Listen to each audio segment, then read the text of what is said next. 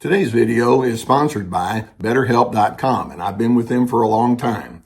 BetterHelp is an online platform where we found that you can effectively communicate with your therapist. Now, you begin by filling out a questionnaire, and then you'll be matched with a therapist within a couple of days. And if that match isn't ideal for you, you can certainly make an adjustment there. Now, you're going to be encouraged to journal, and also they have the availability for group therapy on a wide array of topics, and I really like that.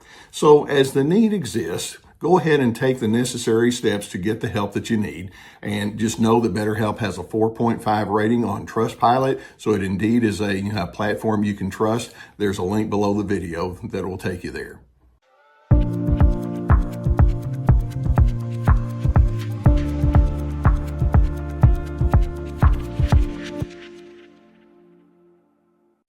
Hey, Team Healthy. Glad to be here with you on another episode of Unbound. Hey, one of the things that I've been watching for and noticing in the comments and questions that you all are sending in, and by the way, that's what the Unbound series is all about. I'm responding to all of that, is y'all are becoming sophisticated in some of the ways that you ask about this, and it tells me that you're picking up on insights and awarenesses that are serving you well. Today, we're going to be talking about the narcissist's inability to manage pain. Now, you all have heard me talk about different ways to define narcissism. I mean, we have the core ingredients of high control and low empathy and selfishness and haughtiness and false superiority, etc. But one of the ways that I have defined narcissism is it's the absence of love. Another way that I have defined narcissism is it represents the dark side of the human condition.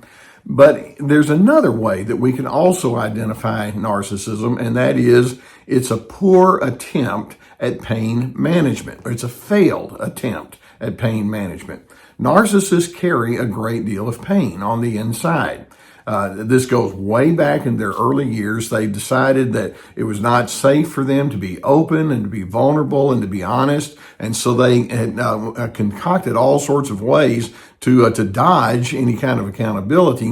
We refer to that as the construction of the false self, and it comes out in many ways. Now, to that effect, we have 3 different questions and comments that I'm going to go over where people are asking about this, and it's going to allow me to speak into the general dynamic that's going on with that. Now, the first question, and this sets up our whole episode here. The first question is, Dr. C, why can't narcissists deal with their inner pain? What is the driving force that makes narcissists seek scapegoats? Okay, so right there, first of all, I appreciate the question because it implies that you're picking up on the pain part. There are multiple indicators that are going on inside the narcissist that say, I don't know how to handle pain. Now, you'll notice that one of the first things that shows us that narcissists are in pain is they can't admit their own flaws and mistakes. They can't admit the patterns that they're in because it leaves them feeling too vulnerable. For example, if a narcissist has a nasty temper and you call them out on it, then their natural inclination is to say, well, you set the whole thing up, or you're interpreting it wrong. Or if a narcissist was grossly irresponsible in the way that they managed something that you thought they were going to coordinate with you on, again, they'll say something to the effect of, well, the dog ate my homework. This person didn't come through for me, or you told me you were going to do this and you didn't follow through. They're constantly putting things back on everybody else. They're afraid to say, I made a mistake, because somewhere in their past, it's like, well, if that happens, I'm going to get clobbered. Pain. Or in addition, we can see that another indicator that they're in pain is if you confront them, they can't take it at face value. Let's suppose your tone of voice is reasonable. You're trying to be as objective as you can, and you say, when you did this, it didn't really work very well for me. Let's consider another alternative. Okay, fair enough. That happens in every relationship. It's something simple like that is going to be interpreted by the narcissist as rejection. Oh, so you're down on my case, huh? You reject me as a human being. And all you're saying is there's something that we need to take a look at in our procedure that could work better. Let's talk about it. They can't be objective. It's like, and this goes back into their deep subconscious. I'm being rejected all over again. Somebody is down on my case, and right now it happens to be you, and I have to stuff that. Or in addition, you'll notice that they hold on to secrets, and they don't want you to know what's going on in their own personal life. Again, this is their pain, and it's their way of saying, if I let you know that I have some preferences or priorities that are not consistent with you, or maybe I have some things going on in my life that don't really fit up to good moral or ethical standards, I don't need you breathing down my neck over it. I'd rather hold on to my negativity than to be open about it. But again, there's a pain element that's there. Being honest is going to hurt. And then another indicator that they are struggling with pain is they interpret your freedom as non-cooperation with them, and they interpret your independence as a refuting of who they are. For example, if you say, I prefer to follow this preference or priority, and they have a different priority, then rather than say, oh, okay, well, we all differ, it's like, why are you doing this to me? So when you look at the indicators that they're in pain, every one of those indicates that there are deep tentacles, there are deep elements on the inside of them that go way back into their personal history, where it's like openness, vulnerability, honesty, accountability. Ooh, this is not going to work out well for me. That doesn't come from a vacuum. That comes from specific experiences and specific messages from their past. And my guess is the more you get to know that person, you'll realize that there was quite a bit of condescension and harshness that budding narcissist way back when didn't know what to do with it, so they played the game of cover-up. Now, let's continue on with another question. This person says, since listening to your teaching, I've trained myself to see the misery that my ex is in every time he becomes angry, which is often. Can you explain more fully how a narcissist's anger reveals a person's many unresolved hurts? Okay, another great question. And again, the question implies some keen insight, and I'm hoping that part of it is coming through some of the education from here on my channel and others that are similar to me. Okay, how does a person's anger tap in or illustrate a person's pain? And you're going to understand this when you just ask the basic questions. And here's where psychological eggheads like me like to go into it. What's the purpose of anger? You know, what are you trying to accomplish with anger? And in its purest form, anger is self-preservation. If somebody offends me, and if somebody comes against me and calls me all sorts of names, there's something that's aroused within my spirit that says, I don't want to be treated that way. Self-preservation.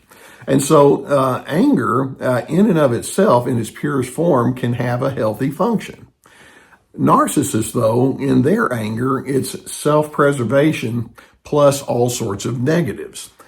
You'll notice that when a narcissist becomes angry, they do so almost 100% of the time at the other person's expense. For example, if I say, well, I didn't like the way you handled this, I'd rather it been done this other way instead, then they can come back and say, you know what, you're always negative. You're always griping at me. I can't please you. And they can get really mad really quickly. And again, we ask, well, where does that come from? How did you learn to make that kind of assumption when I just simply say I'd rather have B instead of A? And again, it has that very deep root system. And you'll also notice that when a narcissist becomes angry, it's a one-way street. In the narcissist's mind, they think, I get to be angry at you. You can't be angry at me. And once again, we think, well, where did that come from? And my guess is, in a high percentage of case, when that narcissist was much younger, anger was came toward them in a one-way street kind of fashion. If that little child, 7, 8, 10, 14, 15, made blunders, there's a good chance that they had some sort of authority or some person that they wanted the respect from who came down on them in a real hard way. And then when that budding little narcissist began to protest, they were shut down. And so that person thought, note to self, when I am older and I have a little bit more power, I'm going to do the same thing in reverse. It'll be my turn. as opposed to looking at that thinking, there's got to be a better way. I'd rather be a part of the healthy alternative. No, they just continue to do what's been illustrated to them, even though they didn't like it. And so the anger itself is an act of self-preservation with a great deal of pessimism attached to it. In other words, their anger is their way of saying, I've given up on you. I'm just going to pummel you. And the only way that I can remove the discomfort that I'm in is by just demolishing you so that you'll shut up and never say anything of that nature to me again. So you can see that narcissists carry a great deal of that internal pain and stress and tension, and they try to make it all about you when in fact what it does is it screams, I feel inept. I'm hurting, I'm struggling, I don't know how to manage life very well, and rather than thinking I've got to get a handle on this, I just blame, and I put it all onto you. Now, we've got one final question that's a heavy comment, and this is a good one. This person says, I'm dealing with a slippery, competitive, covert narcissist and her flying monkeys right now. My heart goes out to you. Fortunately, I've been at this for a while now, so I can catch myself very quickly. Okay, good for you. The biggest clue for me was how I felt. I finally learned to listen to my instincts and ask myself why I was feeling so angry and anxious. Keep an eye on yourself. The bad energy coming from the narcissist will amp you up, but it's not really about you. So this individual more or less implied, you know what? Whenever I find myself getting tense and anxious in the presence of that narcissist, I'm allowing a disturbed person to establish my pace, and I'm not going to do that anymore.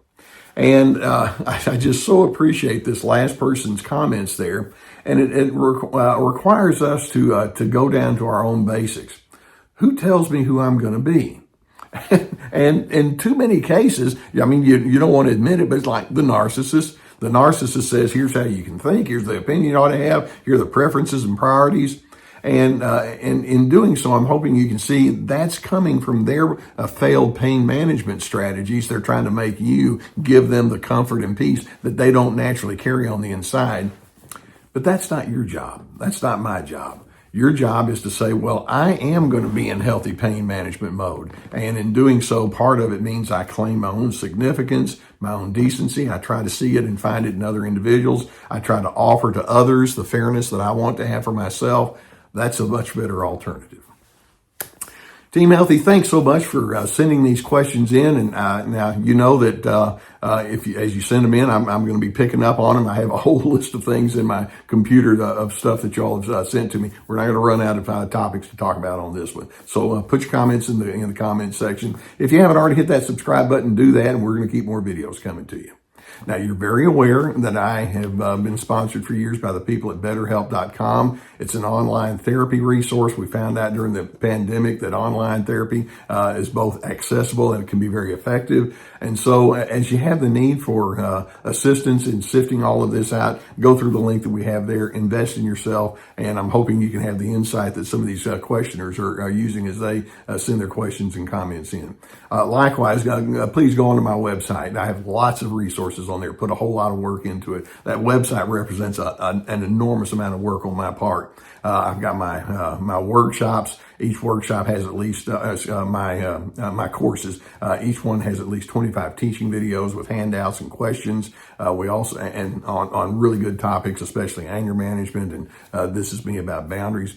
In addition, we also have my webinars, which are PowerPoint presentations. They're all on there with my articles, my books. We have a lot of resources.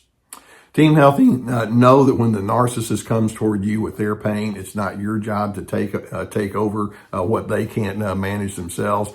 Stay in terms of your own inside your own healthy self-preservation, and as you do, that's where you find steadiness, and that's where you can find the peace in you that they don't possess within themselves.